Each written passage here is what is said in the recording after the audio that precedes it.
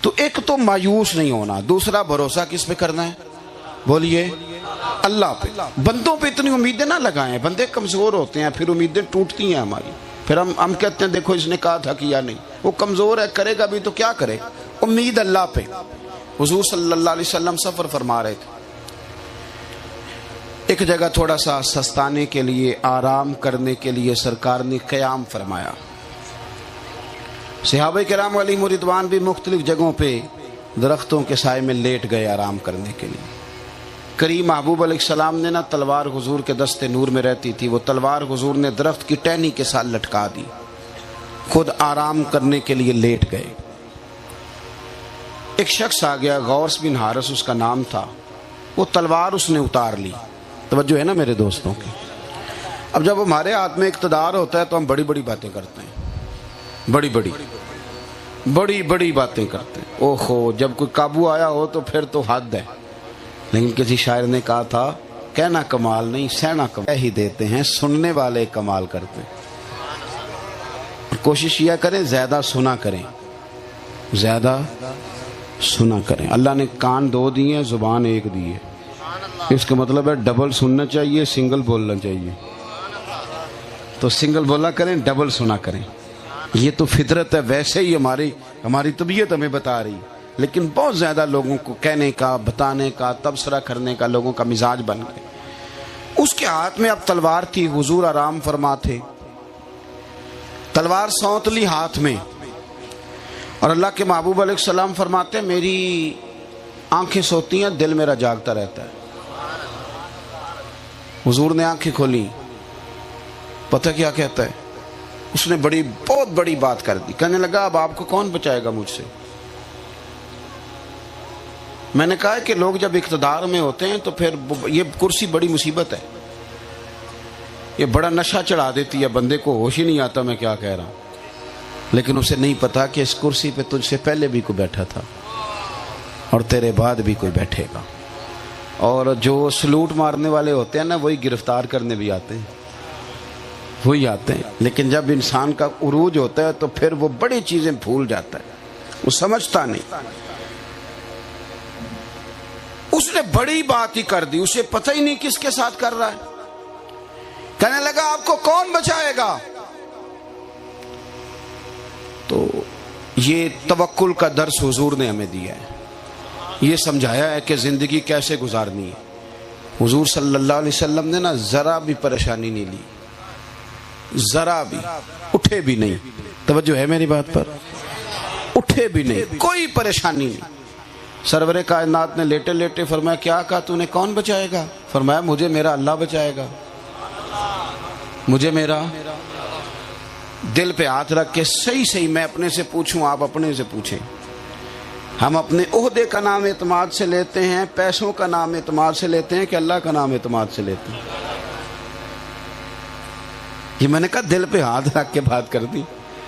ہم جب میدان میں کسی سے بحث کرتے ہیں تو کیا کہتے ہیں؟ او تجھے پتہ نہیں میں کون ہوں، او تجھے پتہ نہیں میرے پاس پیسے کتنے، تجھے پتہ نہیں میرے پاس لوگ کتنے۔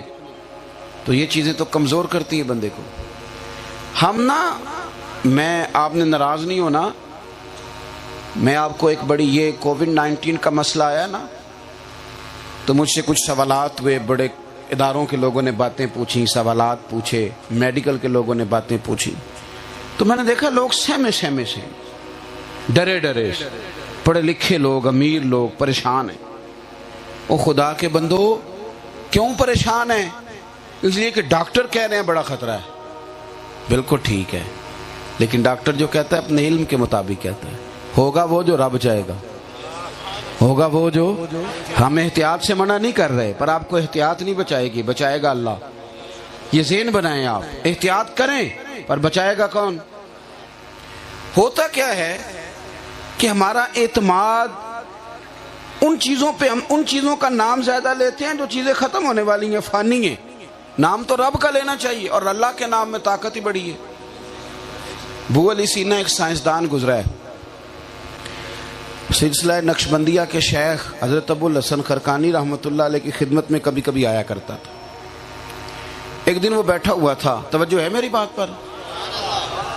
تو حضرت صاحب اپنے مریدوں کو سبق دے رہے تھے کہ اللہ اللہ کرنے سے دل نرم ہو جاتا ہے، اللہ کے نام میں بڑی طاقت ہے، اللہ کے نام میں بڑی طاقت ہے۔ وہ چونکہ دنیا دار تھا، تو دنیا دار جو ہے وہ ہر چیز کو عقل کے ترازو پہ تولتے ہیں، وہ بھی تولنے لگ گیا، کہنے لگا دیکھو مولانا جو مرضی کہہ دیتے ہیں، جو ان کے دل میں آتا ہے من میں آتا ہے بول دیتے ہیں، ذات خدا میں تو طاقت ہوئی، اب یہ کہہ رہے ہیں نام خدا میں بھی طاقت ہے، معاذ اللہ۔ آپ نے بات کو سمجھنا ہے، اس کے دماغ کا یہ وسوسہ ہے، معاذ اللہ استغفر اللہ، نقل کفر، کفر نباشت۔ کہنے لگا اللہ کی ذات میں طاقت ہے یہ تو ٹھیک ہے، لیکن یہاں صرف لفظ اللہ لکھ دیا جائے تو یہ لکھا ہوا تو یہ تو اسم ہے، ذات خدا میں تو طاقت ہوئی تو یہ تو نام خدا ہے۔ اس کے ذہن میں بات آ گئی۔ اب رب کے بندے کی شان یہ ہوتی ہے کہ وہ اللہ کے دیے ہوئے نور سے دیکھتا ہے۔ یہ ترمذی کی حدیث ہے بھائی، فَإِنَّهُ يَنظُرُ بِنُورِ اللَّهِ او کما قال صلی اللہ تعالی علیہ وسلم۔ حضرت ابو الحسن بات جان گئے، اس کے دل میں وسوسہ آ رہا تھا نا کہ نام خدا میں کیا طاقت ہوئی، معاذ اللہ ذات خدا میں تو ہوئی۔ تو حضرت صاحب اس کی طرف دیکھا، مریدوں کے بیچ بیٹھی ایک بات، سمجھ لیں سپیکر میں کہہ دیا، کہنے لگے ابو علی سینا تو بھی گدھا ہی ہے،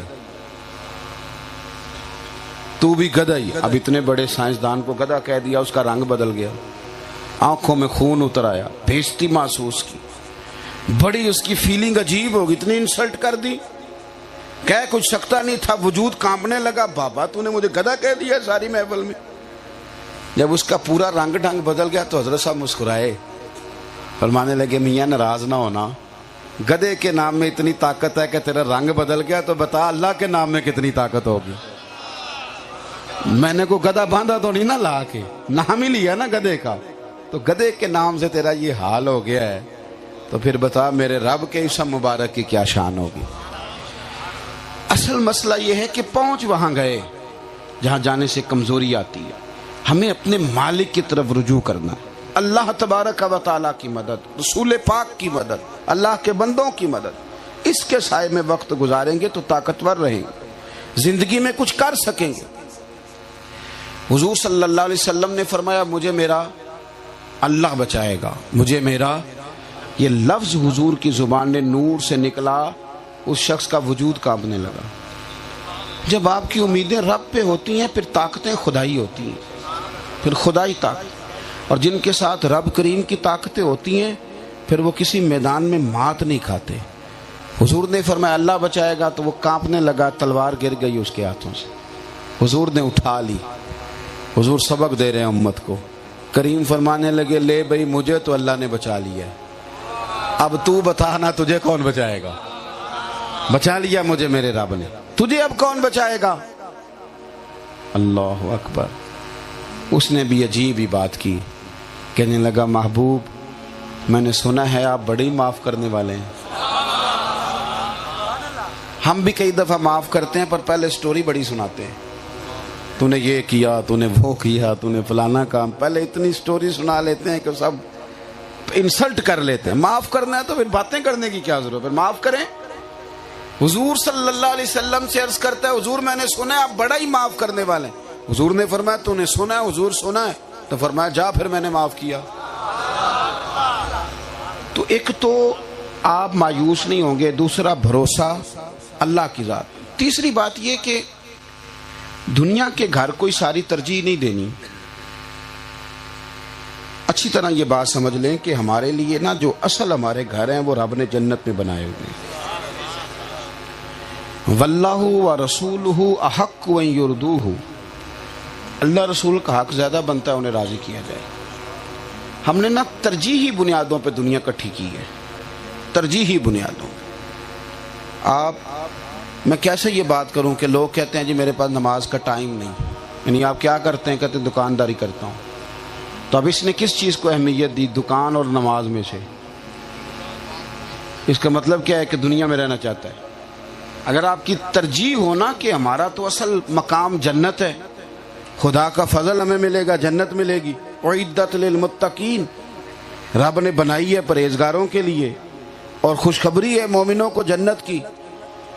اگر یہ ذہن بن جائے نا، حضور نے کہا تھا کن فی الدنیا کانک غریب و عابر سبیل او کما قال صلی اللہ علیہ وسلم، فرمایا تم نے دنیا میں اس طرح رہنا ہے جس طرح مسافر رہتا ہے. اور آپ دیکھ لیں سرور کائنات صلی اللہ علیہ وسلم نے کوئی مکان، جائیدادیں، کوئی عالی شان بنگلے تعمیر کرنے کی طرف نہ خود توجہ کی، نہ حضور کی اولاد نے کی، نہ اصحاب نے کی. اور جب حضرت عمر دیکھ پڑے، دیکھ کر رو پڑے کہ جسم مبارک پہ موٹے بان کی چارپائی کے نشان ہیں، رو ہی پڑے. اس موقع پر بھی کریم نے فرمایا تھا عمر تم پسند نہیں کرتے کہ ہم یہاں تھوڑی سی مشقت برداشت کریں اور آخرت کی ساری سعادتیں اللہ ہمیں ہی عطا کر دے. پھر انہوں نے کوئی مطلب وہ نہیں کیا. ہماری جو ترجیح ہے نا بھائی، ترجیح وہ یہ مقام ہے. پھر اس کا نقصان ہمیں یہ ہوا ہے کہ ہمارے بہت سارے تعلقات کے بیچ بھی دنیا داری ہے، مال ہے، مال. کیا کریں، یہاں مذہبی ماحول میں بھی ریٹ لگ رہے ہیں.